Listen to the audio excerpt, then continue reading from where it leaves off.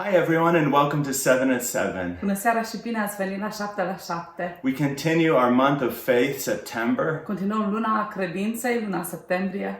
In the passage in Hebrews 11 where it's talking about În Abraham, pasajul din Evrei, capitolul 11, unde vorbește despre Avram, it takes a step back and starts talking also about these other men of faith. face un pas înapoi ca să ne ducă la a vorbi despre ceilalți oameni ai credinței. And it says from verse 13 to 16, Și spune de la versetul 13 până la 16, these all died in faith, not having received the things promised, but having seen them and greeted them from afar, and having acknowledged that they were strangers and exiles on the earth. în credință au murit toți aceștia, fără să fi primit lucrurile făgăduite, ci doar le-au văzut și le-au salutat de departe, mărturisind că erau străini și călători pe pământ. For people who speak thus make it clear that they are seeking a homeland. Cei care spun astfel de lucruri arată clar că sunt în căutarea unei patrii. If they had been thinking of that land from which they had gone out, they would have had opportunity to return. Dacă ar fi avut în vedere pe aceea din care ieșiseră, ar fi avut ocazia să se întoarcă în ea. But as it is, they desire a better country, that is a heavenly one. Therefore God is not ashamed to be called their God, for he has prepared for them a city. Dar doreau o patrie mai bună, adică una cerească. De aceea Dumnezeu nu se rușinează de ei să fie numit Dumnezeul lor, căci le-a pregătit o cetate. Each of these different sections start by saying, by faith. Fiecare dintre aceste secțiuni diferite începe prin a spune prin credință. But this one starts a little bit differently. Dar această porțiune începe un pic diferit. It says, these all died in faith. Spune, în credință au murit toți aceștia. We see how Abraham died. Vedem cum a murit Avram. It says that Abraham breathed his last. Spune că Avram și-a dat ultima lui suflare And he died in a good old age. și a murit de o vârstă înaintată. An old man and full of years. Un om bătrân cu mulți ani And was gathered to his people. care a fost adăugat poporului său. When it says that he breathed his Când last, spune că și-a dat ultima lui suflare, that can also say that he gave his spirit to God. poate să fie tradus și el și-a dat sufletul lui Dumnezeu. Also Jesus, when he died on the Și atunci cross, când Domnul Iisus a murit la he cruce, cried out with a loud el a voice, strigat cu glas tare: Father, into your hand I commit my spirit. Tată, în mâinile tale îmi încredințez Duhul. And saying this, he breathed his Și last. spunând acest lucru, el și-a dat ultima lui suflare. These all died in faith. Aceștia toți au murit în credință. Death is not something that we should fear. Moartea nu este ceva de care să ne fie teamă. When we leave our bodies, we are present with the Când Lord. noi plecăm din trupurile noastre, noi vom fi lângă Domnul. It happens in the twinkling of an eye. S-a întâmplat într-o clipire. And then we are in his Pe presence. urmă suntem în prezența Lui. Not having received the things promised, Fără să fi primit lucrurile făgăduite. but having seen them and greeted them from Dar afar. văzându-le, ele au salutat de departe. When it says that they greeted them, Spune că le-au salutat.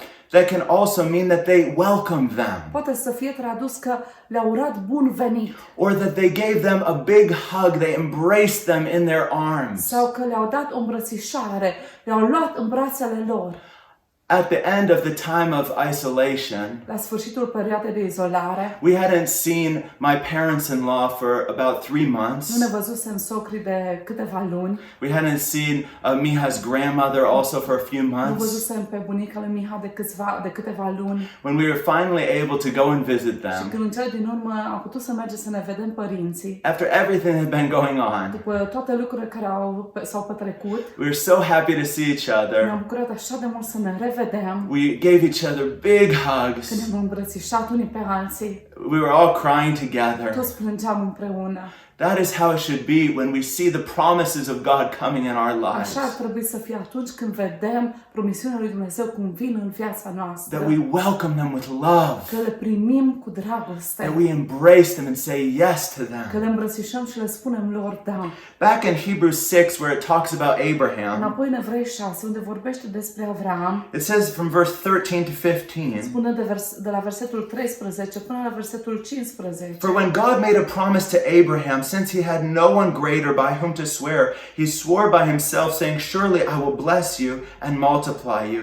And thus Abraham, having patiently waited, obtained the promise. Căci Dumnezeu, când a dat lui Avram făgăduința, fiindcă nu putea să se jure pe unul mai mare decât el, s-a jurat pe sine însuși, zicând, cu adevărat te voi binecuvânta și te voi înmulți foarte mult.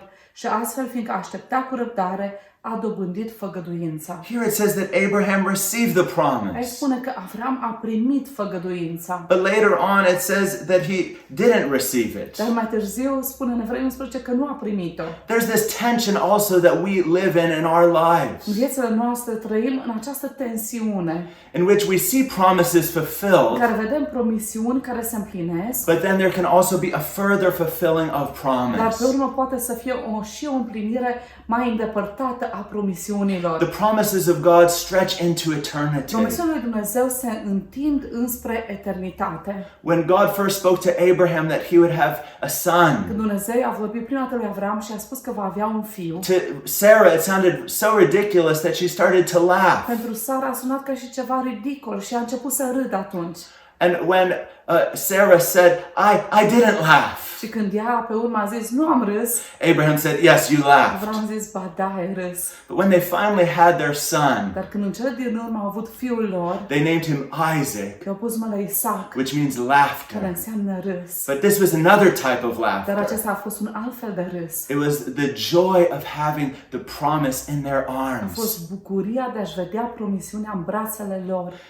Isaac's name, it means the promise being fulfilled, Numele lui Isaac înseamnă promisiunea care s-a împlinit. because he is the child of Pentru că promise. el este copilul promisiunii. At the end of this chapter La in Hebrews sfârșitul 11, acestui capitol în Evrei 11, it says in verse 39 and 40, spune în versetele 39 și 40, and all these, though commended through their faith, did not receive what was promised, since God had provided something better for us, that apart from us they should not be made perfect. toți aceștia, măcar că au primit mărturie prin credință, totuși nu au primit ce le fusese făgăduit, pentru că Dumnezeu avea în vedere ceva mai bun pentru noi, ca să nu ajungă ei la desăvârșire fără noi. So there was the promises fulfilled in their lives, Deci promisiunea era care s-a împlinit în viața lor, but then there was also promises that stretched beyond their dar lifetime. de asemenea promisiunea care s-a întins dincolo de perioada vieților. Jesus told his Iisus disciples, a spus ucenicilor săi, blessed are your eyes because they see. ferice de ochii voștri pentru că ei văd, Blessed are your ears because they hear. ferice de urechile voastre pentru că ele aud. There are many prophets and righteous Au people fost mulți proroci și oameni sfinți, neprihăniți, who long to see what you see, care au tânjit să vadă ceea ce voi and vedeți they couldn't see și it. nu au putut să vadă. And they long to hear it, but they couldn't hear it. Și au dorit ca să audă, dar nu au putut să audă. We also have promises that are fulfilled in our Noi de lives, asemenea avem promisiuni care s-au împlinit în viața noastră. but there are promises that go beyond our Dar sunt și lifetimes. acele promisiuni care trec dincolo de parcursul vieții We will noastre. step into the fullness of them in Și eternity. vom intra în deplinătatea lor în veșnicie, Having acknowledged that they were strangers and exiles on the earth. recunoscând că au fost niște străini și călători pe pământ. Even Abraham himself had said, Chiar și Avram însuși a spus, I am a sojourner and a foreigner among you. eu sunt un călător și un străin printre voi.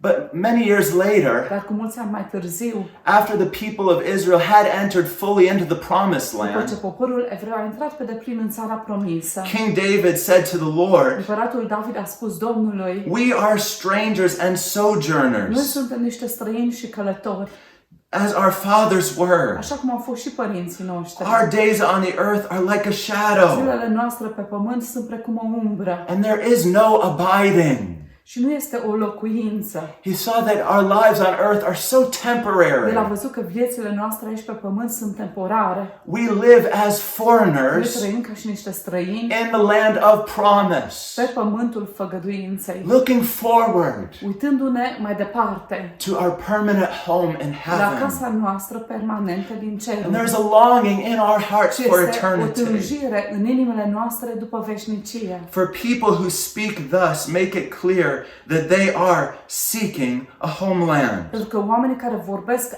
astfel arată clar că ei își caută o patrie.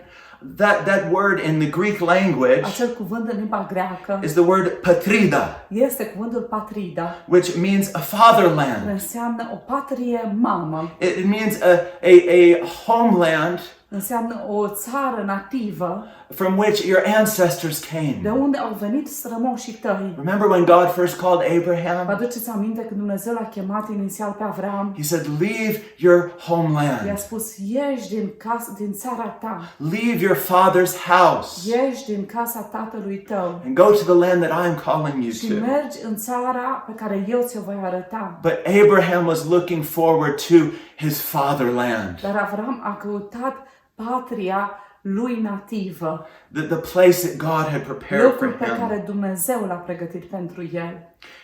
When Jesus was talking about eternal life, Când Iisus vorbea despre viața veșnică, because in the first 5 books of the pentru că Bible, în primele 5 cărți din Biblie, in the Pentateuch, în Panteuc, which was written by care a fost Moses, scris de către Moise, there aren't really mentions of eternal life. nu există mențiune ale vieții veșnice.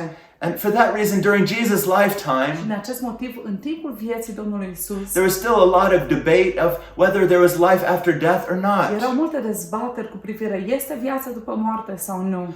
But when Jesus wanted to prove that there is life after Dar death, când Domnul Iisus a vrut să dovedească faptul că există viață după moarte, he talked about how Moses El said a spus despre cum Moise a zis that I am the God of Abraham, Isaac, and că Jacob. Dumnezeu este Dumnezeul lui Avram, Isaac și Iacov. And he is not the God of the dead. El nu este Dumnezeul celor morți, He is the God of the este living. Dumnezeul celor vii. And all are alive before Și him. toți aceștia sunt vii astăzi înaintea Lui. And when Jesus shared a parable Când Domnul Iisus a spus o pildă about the rich man and despre Lazarus, acel om bogat și Lazar, he talked about how Lazarus met a Abraham vorbit despre cum Lazar s-a întâlnit cu Avram, and how he sat down and ate at the table with când s-a him. așezat la masă să mănânce împreună cu el. All are living to him. Toți sunt vii înaintea Lui. And we have a hope in Și eternity noi avem nădejdea veșniciei given to us in Jesus care ne-a Christ. fost dăruită în Iisus Hristos. For he has prepared for them a city. Pentru că El a pregătit pentru ei o cetate. In Hebrews 12, În Evrei, capitolul in 12, verse 22, it în says, versetul 22 For you spune: have come to Mount Zion and to the city of the living God, the heavenly Jerusalem. Și v-ați apropiat de muntele Sionului și de cetatea Dumnezeului celui viu, Ierusalimul ceresc, de zecile mii de îngeri. Jesus said, Domnul Iisus a zis: I go to prepare a place for mă duc you. să vă pregătesc un loc vouă. And we look forward with eyes of Și faith ne așteptăm cu ochii credinței to that day. acea zi. Amen. Amin.